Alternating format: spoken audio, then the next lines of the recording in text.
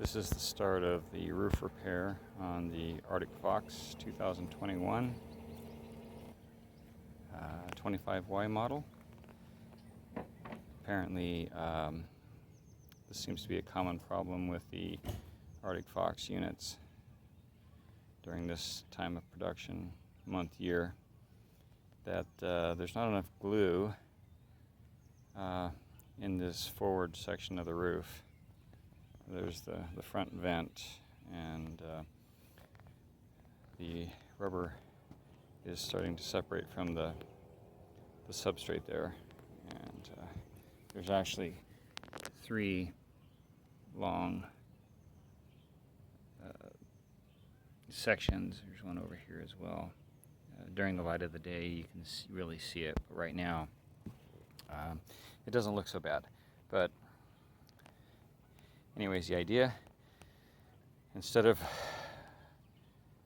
releasing the rubber up underneath the front cap and along the sides here, is I'm going to access the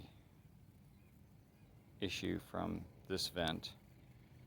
I'm going to take this vent off, release these staples that hold the rubber membrane down inside that 14 by 14 inch vent hole, and with my hand I'm going to reach in and release the rubber from the plywood. Reapply the glue, let it cure, get tacky, massage the rubber roof back down onto the glue, reset the staples, and reset that vent. So that's the plan. We'll see how it goes. Alright, first step, I'm going to remove that vent and as much of the die-core as possible. Okay, we got all the screws released here. There's a myriad of different types of screws, different lengths.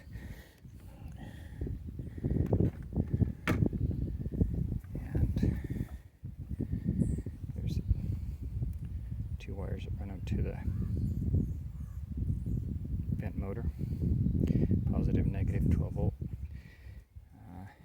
See the butyl tape that the factory laid down, which we'll replace. We'll get that all cleaned up. Come out here on the edges, get that all cleaned up. Start releasing those staples on the inside, which is going to allow us access to our affected area over here.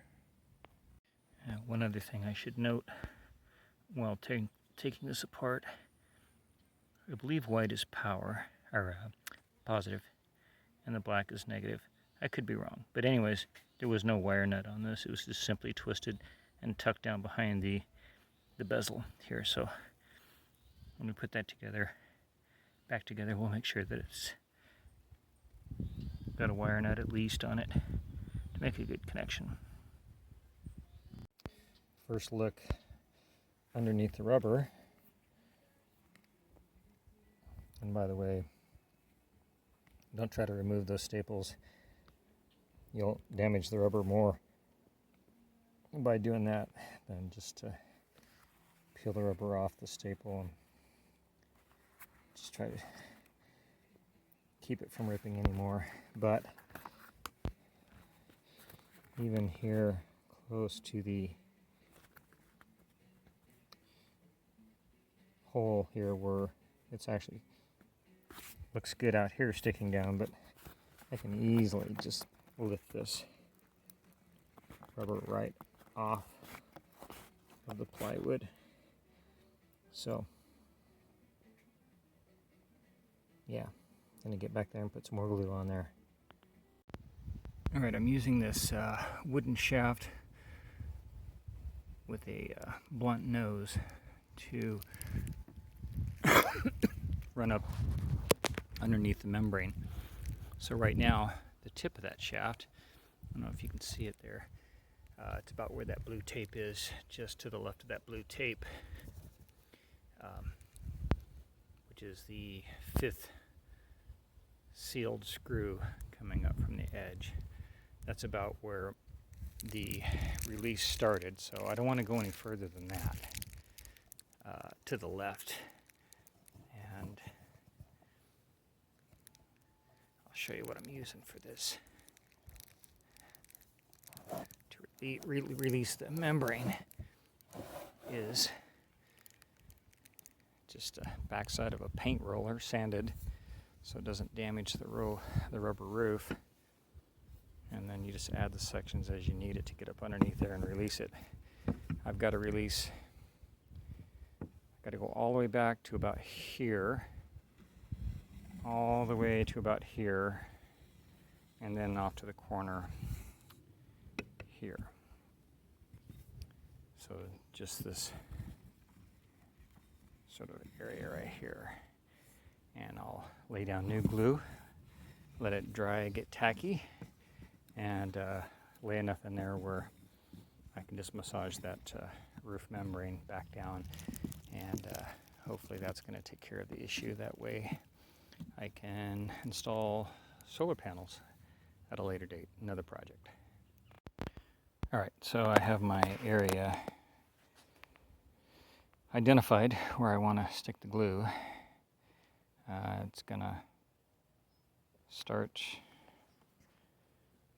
going clockwise here on that 1, 2, 3, 4, 5, 6, 7, 8th screw in. There's a black line drawn right to the 8th screw. Back to the corner of the vent. And then another line drawn here. It goes out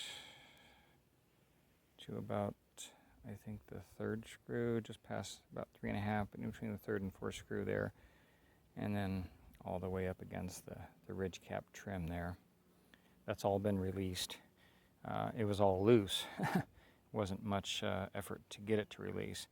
So now I'm going to go down and take a look at the consistency of the glue and figure out how the best way to get that glue in there and all the way up into that those areas where it's completely sealed, and then yeah, see how that goes, and then hopefully we can start bringing that membrane back down onto the plywood and getting it to stick.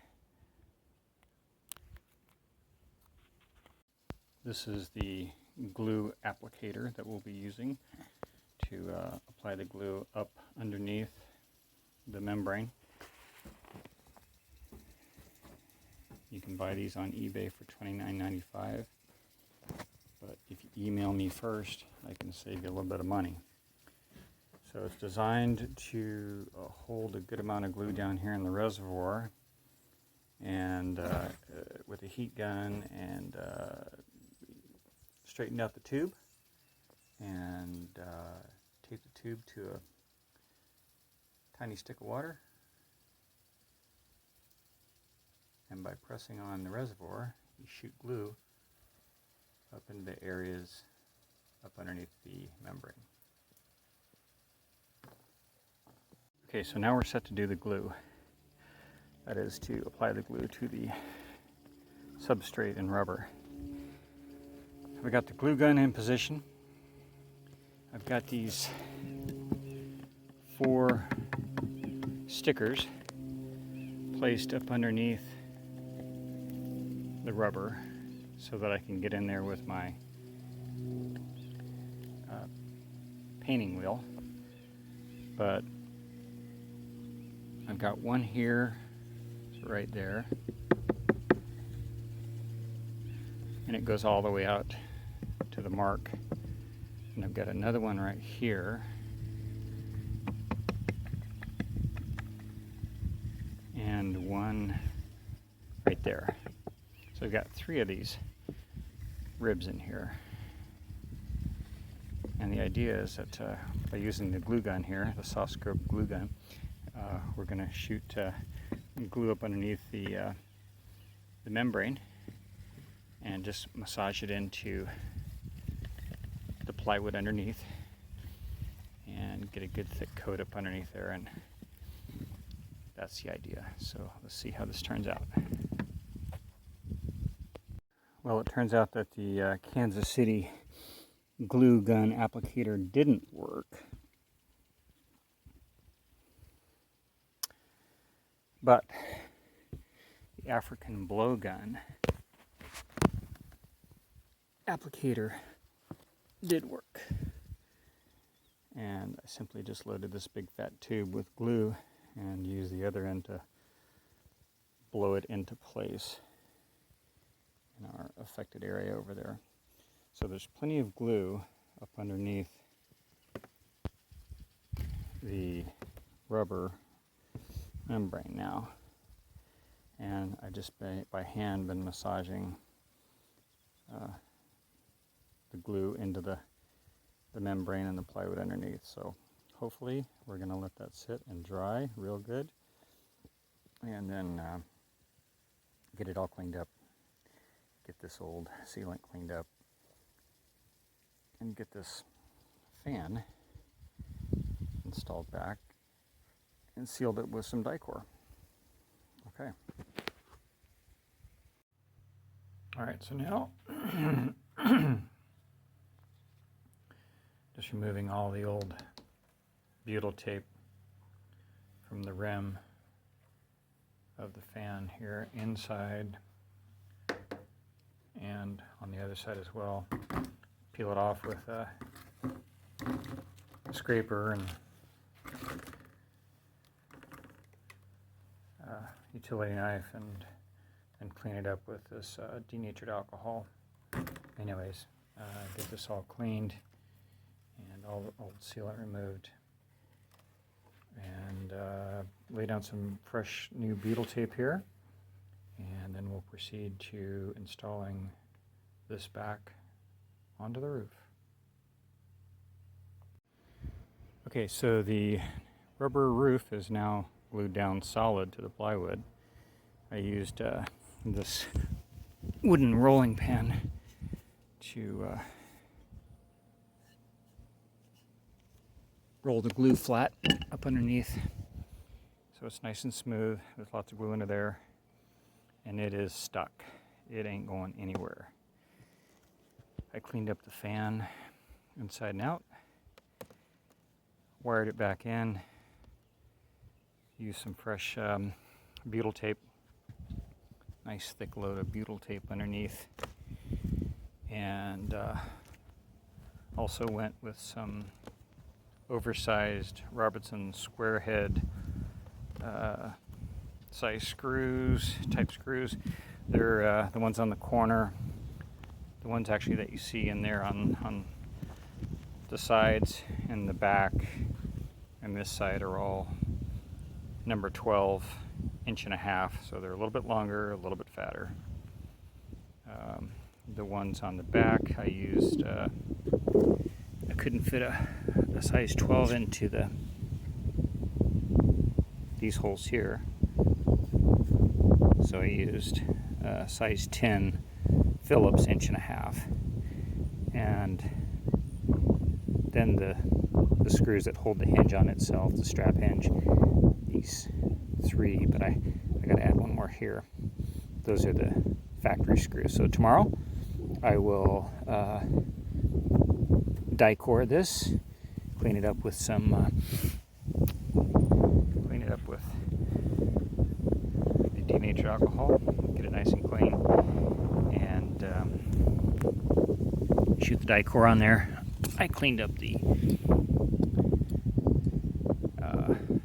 Dometic fan cover mounts and drilled them out just one size bigger so they'll accept the number size 12 screw. So there's a little bit of butyl tape here. I'll do the Dicor over all the seams, then come in with the mounts, screw them down with the number 12 square head, and Dicor over the top of those. And once everything dries and cures, it's going to be better than brand new, and you won't have that low pressure bubbling on this portion of the roof. Anyways, the rest of the roof is in really good shape, and I think in the end I will probably reseal this front trim piece, if I have a lot of the die-core no sag, or maybe even the sagging, I don't know, whatever works. But we're going to go ahead and seal up that, clean that trim piece up and seal it, make sure that there's no water coming in there. But other than that, it looks really good. It's nice and tight. Everything looks really good. All right.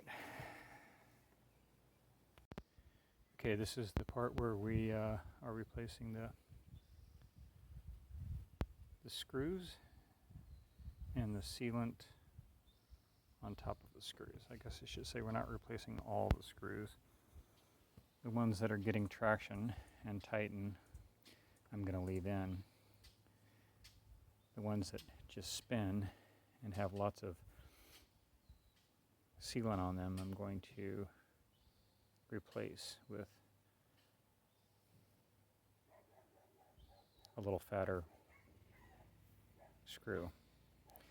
Obviously, they're not creating a tight bond, so they're going to be replaced. So that one out on the outer edge,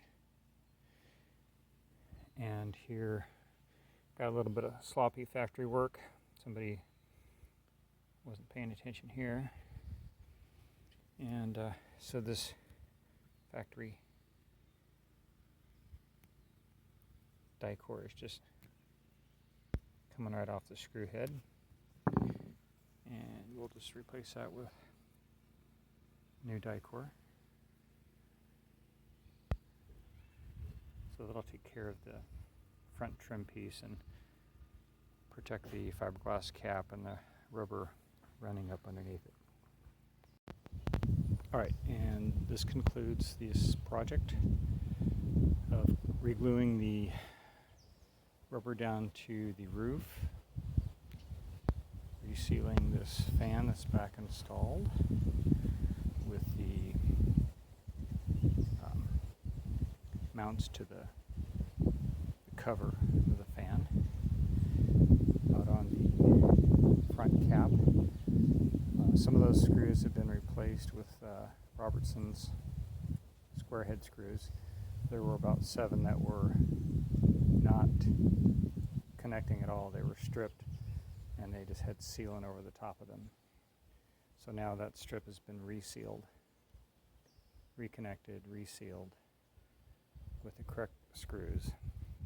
It should be tight, watertight, and resealed with the die-core white.